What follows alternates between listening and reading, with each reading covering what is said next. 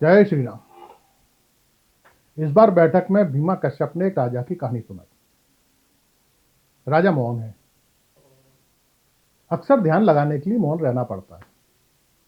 ध्यान तो ऋषि मुनि भी लगाते थे एकांत में, पर राजा का ध्यान ध्यानाकर्षण के लिए है।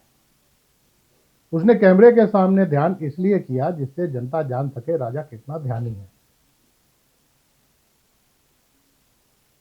राजा का ध्यान इसलिए भी जरूरी है जिससे देश का ध्यान भंग हो सके। ध्यान तो बगला भगत भी लगाता है जिससे शिकार कर सके।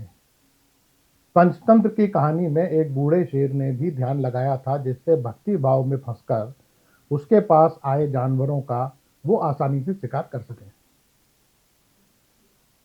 राजा के लिए सत्ता में बने रहने के लिए जरूरी है कि जनता अपनी समस्याओं से ध्यान हटाकर उसके ध्यान पर ध्यान दे। राजा पिछले 10 साल से समस्याओं पर से ध्यान हटाने के लिए जो स्वांग रच रहा है, यह ध्यान भी उसी का हिस्सा है। राजा जानता है जनता तमाशा खुशकर देखती है, इसीलिए वह रोज नए तमाशे करता है और उसका प्रचार प्रसार भी। तमाशे को जनता तक पहुंचाने का काम मीडिया करता है, जिससे जनता को मनोरंजन के लिए भटकना ना पड़े। तमाशा जीवंत लगे इसके लिए तमाशेबाज दिखना भी जरूरी है। तो राजा हर बार नए रूप में आता है। राजा अपना अधिकांश समय प्रजा की परेशानियों का हल निकालने की जगह नए नए तमाशे खोजने में लगाता है। आलम यह है कि समस्या और तमाशे दोनों बढ़ते जा रहे हैं। राजा का मौन भी एक तमाशा है, जो चुनाव के आखिरी दौर के प्रचार बंद होते ही शुरू हुआ और आखिरी दौर के मतदान खत्म होते ही खत्म हो गया। राजा को उम्मीद है उसके इस मौनावतार से जनता प्रभावित होगी और उसे फिर से गद्दी सौंप देगी। वैसे राजा के लिए मौन कोई नई बात नहीं है। अक्सर राजा उन सभी मुद्दों पर मौन ही रहता है जिस पर जनता उससे बोलने की उम्मीद करती है। जिन मुद्दों पर देश के अंदर बोलना चाहिए उस अक्सर उन पर वह विदेशों में जाकर बोलता है। चीन के मामले में तो वह हमेशा खामोश ही रहता है। राजा सच्चे पत्रकारों के सामने भी मौन ही रहता है। एक बार राजा ने रात 8 बजे टीवी पर आकर भाइयों बहनों बोला। तब से लोग रात में 8 बजे भाइयों बहनों सुनकर डरने लगे।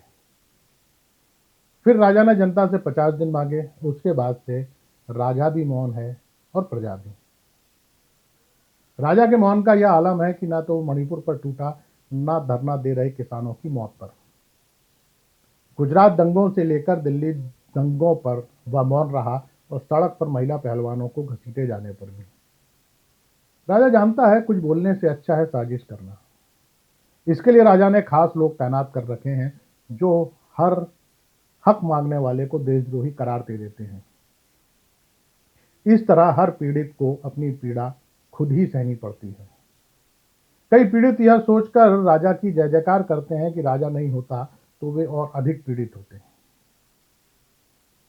राजा हर वक्त मौन रहता है जरूरी नहीं है। उसका मौन भी बोलता है। राजा बोलता है चुनाव में। चुनाव में तो हर नेता झूठ बोलता है, जिसे जुमला कहा जाता है। राजा बोलता है तो लोग मजाक उड़ाते हैं।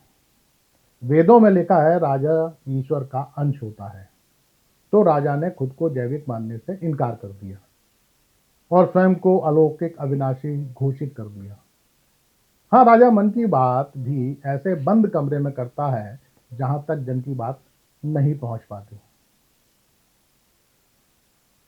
राजा खुद के काम पर कम बोलता है, दूसरे के काम पर ज्यादा बोलता है। राजा सिर्फ मैं बोलता है। राजा जब भी बोलता है तो समाज को बांटने की बात बोलता है। धार्मिक उन्माद फैलाने के लिए बोलता है, नफरत फैलाने के लिए बोलता है। हाँ, राजा डरता भी है। सच बोलने वालों से, जनता की एकता से, आंदोलन से। राजा सबसे अधिक अपनी कुर्सी जाने की सोच से डरता है। राजा भूखे और बेरोजगारों से नहीं डरता। भूखों के लिए उसने 5 किलो अनाज की व्यवस्था कर दी और बेरोजगारों के लिए कांवड़ यात्रा की। राजा हर उस व्यक्ति से डरता है जो उसे ताकतवर होता नजर आता है, भले ही वह उसका साथी हो। राजा डरता है पढ़े लिखे लोगों से, हर उस व्यक्ति से जो राजा के भगवा तमाशे में नहीं फंसकर अपने अधिकारों की बात करता है। राजा हंसता है, खिलखिलाता भी है, पर सिर्फ अपने मित्र सेठों के साथ बैठकर। शेष कुशल आपका भक्त सेवक राम। नमस्कार।